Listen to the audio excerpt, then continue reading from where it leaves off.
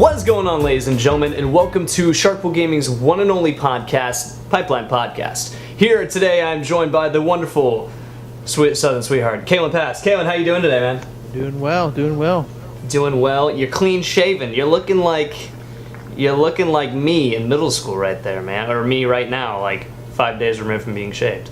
I think everyone that I've come into contact with has told me that, and the other. I was about to say, I mean, it's fine. All I can grow is this, like, chin hair, which I'm really growing out, but it's fine. It's all right. Good. All right, so today we've got a plethora of stuff to talk about today, Calen. First off, we're going to start it off. What have you been playing recently, man? Well, I recently picked up, through the graces of GameStop, gift certificates, which you cannot use for gift cards and shit. Yeah. I picked up Dragon's Crown, and, you know, it's like those side-scrolling beat-em-up, like the Ninja Turtle games. Mm-hmm. And holy shit, did it blow my freaking mind. It has so many cool things that you can do with it. And it definitely has some replayability. Mm-hmm. It's like a modern day Ninja Turtles side-scrolling arcade game with the elements of Gauntlet Dark Legacy. If you ever played any of the Gauntlet arcade games, which is so good. It's so good. Like, the monsters are very challenging. They're unforgiving. You will die several times. And the best part about it, I wish I had more friends that played Vita. Not me. And it's multiplayer, so you can play up to 4 people. So it's a lot of fun. Real? It's a lot of fun. Like, the dwarf can do fucking backflips, and like Zangief slam somebody. Zangief slam. And the wizard can just like jump up in the air and summon a lightning storm, which is what I've been doing to fucking everything. It's been great. But when I'm not laying in bed and trying to go to sleep, that's what I'm playing when I'm trying to go to sleep. But when I'm not, I've been playing some Witcher 3 Blood and Wine expansion. There you go. Blood and Wine. Oh, so good. Favorite game ever. Such a good game. Anyways, so I've been playing. I was about to say, I've been playing a couple things here and there, dipping my toes here and there. Overwatch, Rocket League, of course, because I can't stay away from Rocket League. It's getting to the point where that's almost like the new FIFA, where like I'm gonna have to take a step back and be like, this is unhealthy for me to keep playing like this. I'm playing like in the divisions now, like the ranked games. Oh god, I'm just waiting to get the text that you've thrown your PS4 at some kid on the street. Got a frustration. Oh god. Yeah, if you don't know, ladies and gentlemen, Shane Walters had to go to anger rehabilitation due to FIFA. I'm a recovering FIFA-holic. Back in the old high school days, I said some very mean stuff. I was not a nice man when I played FIFA, so Rocket League's getting to the point where it's the new FIFA. But I digress. Overwatch, of course, trying to get my Diva main because she got buffed recently. Shout out to Blizzard, thank you. Diva best girl. Diva is best girl. Don't you ever forget that. Overwatch, Rocket League. What's up? How is that like grabbing you? How is it keeping you like cemented in playing it? Because I dive in when you guys are playing and it's fun, but it lacks to me like staining power. Like I'm craving new game modes. Capture. I get what they're trying to do. They're trying to keep it away from deathmatch and getting stale and everything, where it can be a lot of fun for everybody instead of it's very lighthearted, but. How is it like keeping you how's it keeping me coming back? Yeah. Honestly, I think a major thing that game has that it's working for, the game and the longevity of playing that game is assists count as kills. So every round, I used to play Team Fortress 2, and Team Fortress 2 is much more solo based. It was 8-on-8 or really any kind of team dynamic. It was a lot of people. Here it's 6-on-6, and your assists count as kills, so you feel like you're contributing constantly. I don't know, the way that they've structured this game makes it feel like every match I have an opportunity to change the tide, I guess. I don't really know. It's just it's exactly what I want from a Team Fortress sequel, but it's not Team Fortress 3, so I'm just like, okay, I'm okay with that. So no, it's just stupid fun. I really do like it. It's I don't enjoy MOBAs But you enjoy But- like MOBA style shooter, like arena shooters almost. Yeah, no, yeah, absolutely. Like, See, I'm that- like, Yeah. it's so easy to hop in, play a game, and Yep. then leave. You know, I'm not playing for hours on end. I'm playing for like 30 minutes, 20, 40 minutes. That was me with the Unreal Tournament back when I didn't have Xbox Live and I just play bot matches. I would play Yeah. Unreal Tournament for fucking hours on end. Just 'cause it The was- two towers in space with like the little plane in God. between. I love that map. Unreal Tournament is fucking great. That was such a good map. But I also, after that, I'm just playing a little bit of Hyperlight Drifter. Actually bought that, PlayStation 4. I'm gonna buy it Friday. I can't wait. Yeah, I got dude. $10 in the damn store, and I'm gonna put $10 of my own money on it. It's gonna be great. I'm gonna play Yeah, no, definitely. I it. Go to would remote talk more play about that. bitch. Yeah, when you play that, we need to have a topic about that because I'm going to make a video about it. So I'm not going to give you all of my thought process, but it's really, really good. Oh, I can't wait. I can't wait to play It's really good. Oh. I really do like it. it. Also been playing Persona 3. Forgot to throw that out. Hey! Shout out to the old Persona genre. Shout out to our intro music, which is the dorm music. That's not the dorm music. I don't think that's. It's like the dude rap. He's like da-dum.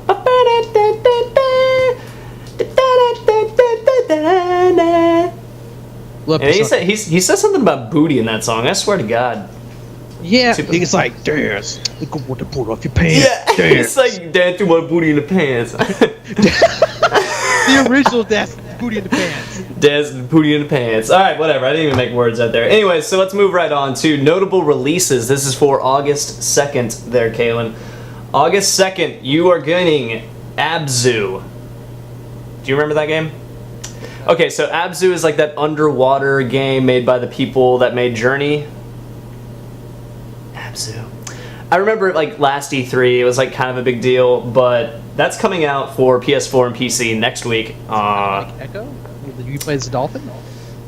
I mean, it could be. You remember that game for the Sega? Or was it Sega Genesis or Saturn?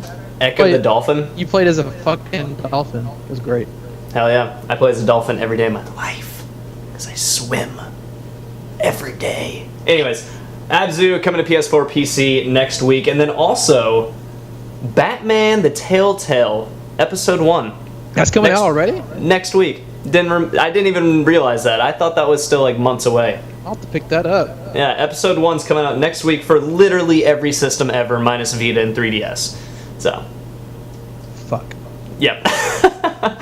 And then nothing new on 3DS, Vita, or Wii U. So, I mean, and these are, when I say notable releases, I'm talking like mainstream games. We're not trying to dive into the Steam Greenlight because PC literally has like hundreds of games releasing every day. Just So, notable ones yeah, notable ones, whatever. It's all good. that we're interested in. Yeah, absolutely. We're not biased at all here. No, that's right, baby. That's right. Okay, so that was pretty much all the notable releases for August the 2nd. So if you're interested in any of those, go ahead and pick them up. I was about to say, I'd be into Abzu if I wasn't playing like Hyper Light Drifter. I don't even know if it's called Abzu. Ibzu. There's not a lot of traffic going on in August that I know of. No, totally. And this is like that time of the year. It's calm we all before know the it. storm. This is your backlog month. If you have a game that you've been wanting to finish, now is the time. Because when September rolls around, Final Fantasy 15, Trails of Cold Steel 2. Trails of Cold Steel 2. What else comes out in September? I swear to God, there's so much more. There is a lot more, and I'll give you the details in just 1 second. Gene, keep your ball rolling. All right, so hey, you guys hear about the joke about the bear? He walks into a bar and asks the bartender, he's like, "I'll have a rum and Coke." And the bartender's like, "Man, why the big pause?" He's like, "Oh, these I've had it my whole life." God damn it. Okay, what you got for me, Calen? Oh, What we got? wait. We missed a big one that's coming out the 9th of August. There's actually a huge one everyone's waiting for. No Man's Sky is coming out. Oh, wow. Is that next week? That's next fucking week. Also, we actually missed a lot. Deus Ex Mankind Divided comes out August 23rd. Warcraft, World of Warcraft Legion. I know a lot of people in our immediate circle are looking forward to that. Yeah, not me. Not. Let's see. Yeah. I was pretty much just going over what's coming out next week, but I can't believe I missed No Man's Sky. That's crazy. Recore coming out in September, and Bioshock Collection. Oof. If I can just buy Infinite and then just get all the trophies on PS4, I'll just be so happy. Hold the presses.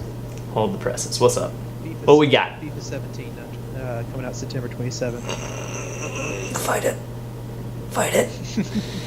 Fight it. I'm like 5-6 years sober, man. I'm not going back, even if they do have a cool story mode. It's actually September that doesn't have much coming out. August has a pretty good bit. Yeah, no, I'm looking forward to seeing what people say about No Man's Sky, because I want to play it, but I'm like, I gotta put money towards 15, and I gotta decide what other game in the fall I'm gonna be playing, either Titanfall 2, which I'm probably not gonna play. Honestly, I've come to the conclusion I'm probably not gonna play that. You're so excited about that. I was so excited for that. I've had time to marinate on it.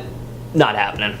No, it's not happening for me. Watch Dogs 2, probably not gonna happen for me either. Good. Probably not gonna happen for me either. I got real hyped, and I came back down, got a level head. I was like, no sir, not today. So I don't know. I'm probably gonna pick up that I Am Setsuna later on this year. Oh god, it looks so good. It's very good. It looks so good. I really want to play that. Looks perfect for the Vita. Please. He's a member. Vita Island. I'm not. I bought a 2DS. Oh, it's way over there. I would show you, but I have one of those. Anyways, we're getting off track. So those are notable releases. August 2nd, No Man's Sky. August 8th. Is that what you said? August 9th. August 9th. Don't listen to me. Listen to him. It's fine. Alright, so those are notable releases. We will be coming at you every week with notable releases for you to keep a lookout on games coming up, because this fall is going to be one hell of a fall. And talking about hell of a falls, Calen, we're talking about games. Ooh. And more importantly, the topic of the show is something that actually has a lot to do with what we do here at Sharkpool Gaming. The topic of the show is, can you have an opinion on a game without playing it? That is the topic of the show. So let's dive right in. I'm going to start it off. Get the ball rolling here. Sharkpool Gaming is founded on a broke gamer. This man right here has no money ever. So when I talk about a game, I'd see. So if you look back at my previous videos, like my Shark Talks, Into the Waters, my solo, not Pipeline podcast, Deep End, what it was called before. If you look at those, I tried to veer towards games that I own and or have played. There are certain videos that I talked about, and I did not play the game. Dark Souls. I've played Dark Souls though. Then, I'm trying to think, what is a game that I went deep into on the channel and I never played it? Persona. Well, yeah. Well, no. I've played both Persona 3 and 4. So what I'm trying to say is I try to steer towards games that I have played, but the more videos I make, the smaller my selection gets. So there's a certain time when I'm going to have to start covering games that I haven't played. And, it's an important thing, because a lot of people like to sling opinions around like they know, but really they're just doing word of mouth, because we listen to people on the internet talk about video games. We listen to Kind of Funny, we listen to Giant Bomb Cast, Rooster Teeth, all those guys, and sometimes that sets a precedent. Sometimes those guys set the precedent because a lot of them do have loyal followings. So something that Colin Moriarty says, or something that Dan Riker says, these are all things that can become, it's called groupthink. Hive mind.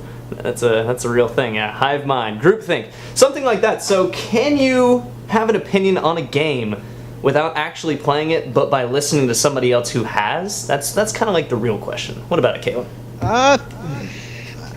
I'm kind of weird about this, because there are some, if you look back to our old videos of some of the games that I think are masterpieces, like Legend of Dragoon, Jade Cocoon 2. I'm playing Dragon's Crown right now, and not a lot of people talk about it, but I'm a very firm believer of try before you buy. I remember when I was a kid, I used to rent 2 games a weekend at Blockbuster, and I'd try them all. I mean, there was Taifu the Tiger is an old THQ game, fun as shit. Taifu the Tiger, hell yeah. I think that's what it's called, but great games, great game. I just think it's all up to what you're into and what you feel like playing.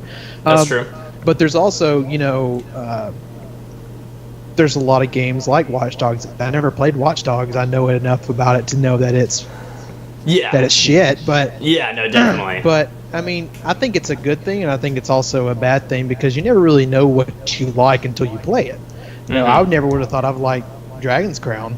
I just had $15 to throw at something. I didn't want to pay full price, so I was like, I'll give this a try. It's a Vita game. It's gonna be, whatever. And I tried it, and I'm like, holy shit, this is a diamond in the rough.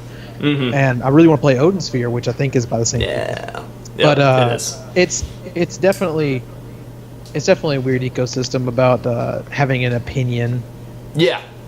Before you try out a game, I think you should be honest with yourself and say if that's something you're into, and don't be afraid to say that's something that I'd like to try. And it's not just try to Redbox it. Yeah, true that. I mean, a lot of games do come out on Redbox, so that kind of gives you that option. Order 1886, I mean, which you had experience with, you Redboxed it in one night. It's a great game. No, totally. It's definitely absolutely. not worth $60. That's a big thing. It's definitely like a $20, $30 purchase. I bought it for $8, and it's fantastic. I was like, what's wrong with this game? It's got a great story. It's got great setting. But I mean, different eggs, different people, I guess. I was about to say, man, it's all, the value is in the eye of the beholder. So I guess, like, I don't know what I'm trying to think around, because in the internet age, it gives us, people like us, the power to voice our opinions, and it gives so you're kind of getting an equal opportunity, an equal platform to voice your opinion. So a lot of people like to, like me, I like to feel like my opinions are well informed, but there are a lot of people who dislike new things. So sometimes it's that small minority that kind of just like shits on something and they don't really know what it is. Kind of like, what was it? I remember when Mega Evolutions were announced for Pokemon. My God, you would have thought that shit, the whole world was coming down. At least in the communities that I was looking through, there was a lot of people who hated that shit, and it was just because they didn't really know what it was going to do. Yeah, no, definitely. So if you can't, it's more just like, you can have an opinion on a game. It's more of just like, it's either be like well informed, but don't try to like make anything up, because like you're just gonna end up sounding stupid. I mean, just going back to my Blockbuster days, a lot of the fun of a game, like finding a game and purchasing or renting or whatever, is not knowing anything going into it and allow yourself to be immersed. So one of the things I did with Bloodborne, because I was so unbelievably excited for it, but number one, it's Dark Souls. Yeah, love that shit. And number two, it's set in a Victorian era. Bingo, that I'm in. Yeah. So instead of looking at what other people were saying, it's not Dark Souls, it's slow paced, I just decided to go into it without knowing any knowledge about it, and had a great time. Jake 2 and Legend of Dragoon, not critically received very well, but I had a fantastic time with it, with the characters and the stories. And totally, it's a hell of a lot more fun that way, I think. Yeah, like going into something blind and then like because like you develop your own opinion of the game without having people's preconceived notions about it. Absolutely. And like the moment a game trailer drops, and the moment like reaction videos and YouTubers and game journalists get a hold of it, the narrative is starting to be written about that game. Yeah. From the moment that first trailer drops. And like you said, with a lot of games, like if you go in blind, and it may just be because these are games from our childhood, but I always harp on Mega Man Legends being my favorite game of all time, and it's not just because of nostalgia goggles, you motherfucker. It is. It like the game, like a lot of people, if you look back, the PlayStation 1 version was reviewed pretty well, but then like the N64 version was like 4s and 5s, and like it reviewed real bad. And like, so you'll remember back with the Mega Man Legends 3 like fiasco, how like there was the common narrative with that was this game has more of a following in death than it did in life. And I think that's like dumb, because a lot of those people who said that game wouldn't have been good are people who never played Mega Man Legends.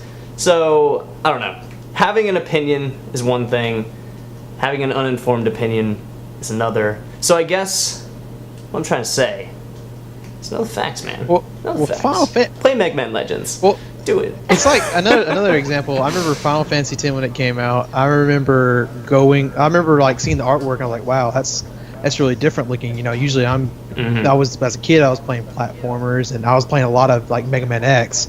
I love that shit. But I remember seeing the artwork on the official strategy guide, and I was like, I'm gonna buy the official strategy guide. I bought the official strategy guide before I bought the game. It was just thumbing through. I was like, this looks fucking cool. And so I bought it. And a lot of people, I mean, just going out and talking to other people and their experience with the game, a lot of people hated it because they say it's rock, paper, scissors mentality, you know. And I'm like, I had a great experience with that game, and because I went into it without having an opinion. But you know, you walk a thin line, because I mean, what if I would have done that with Watch Dogs, or I'm talking so much mad shit about Watch Dogs. I wish I would have done it with fucking Destiny. Holy hell. Baby. But, you got stroked and blue balled the whole way. Oh, good, yeah. They're like, oh, alpha? Oh, yeah. Beta? Oh, beta? Oh, yeah. And then full game? It's the same thing. Oh, it's just the beta. Anyways, enough about Destiny. It's fine. Taken King fixed everything. I love that game. Don't talk shit. Anyways. Oh, yeah, recently, speaking of Final Fantasy X, I just want to talk about that game for a second.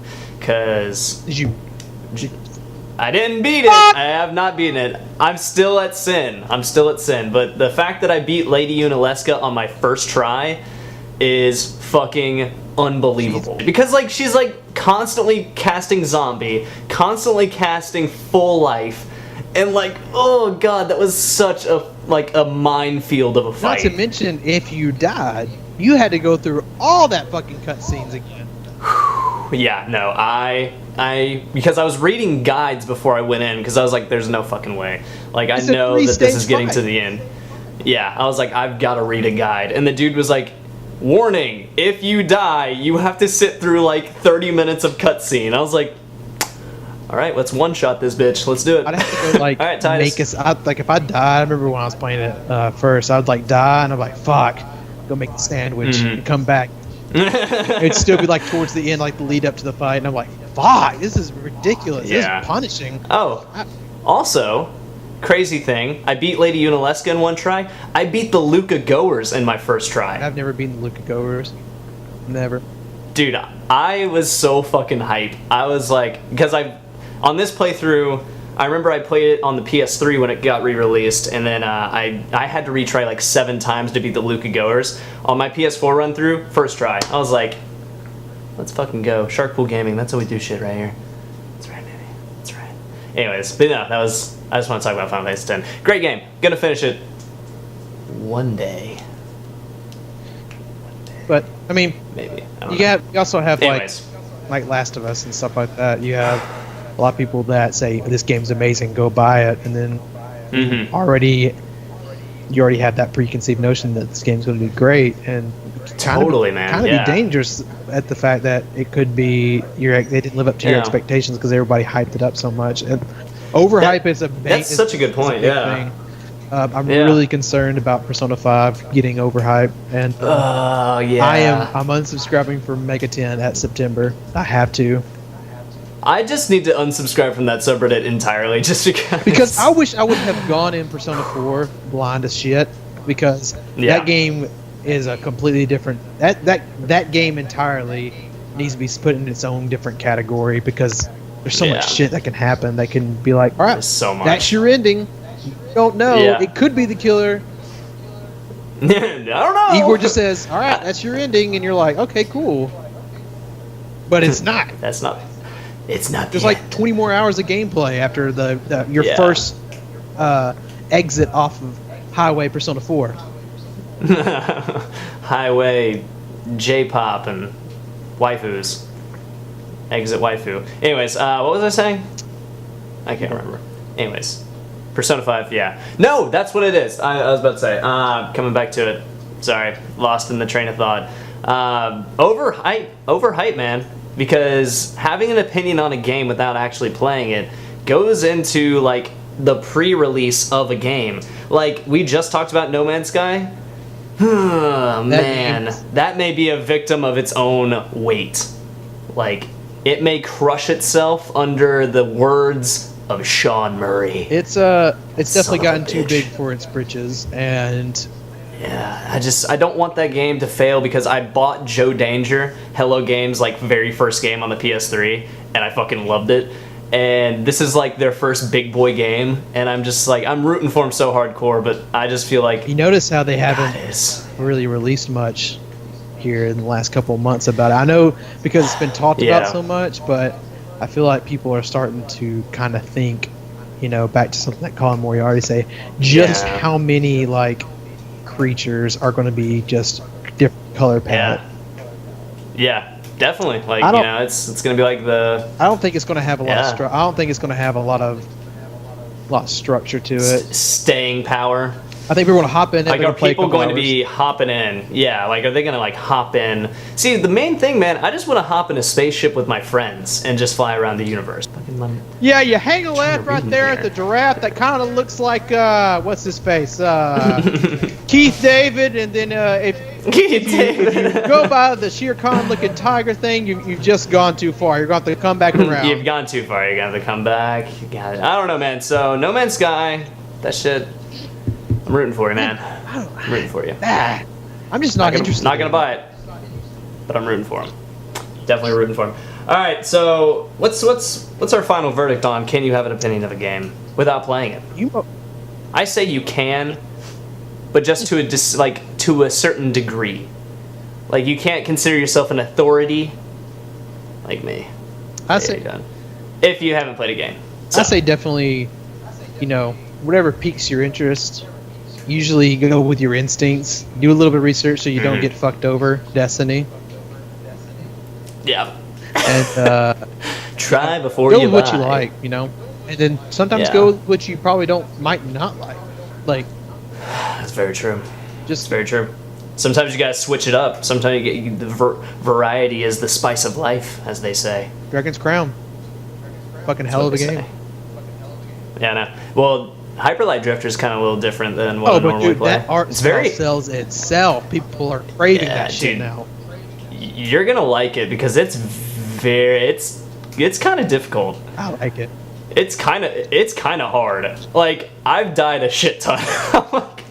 And there's a trophy. Let's just talk about that for a second. The trophy list for Hyperlight Drifter, great. One trophy though. Complete the game without dying. Why did they do that? Thank you, Heart Machine Games. I will never get your platinum now because I can't do that. I'm not going to put myself through that. I got the trophy for crushing on Uncharted 3, and that's the last difficulty trophy I will ever get. I don't know why people still do trophies. That's a whole other topic for another day. That's ridiculous. Yeah, difficulty trophies suck.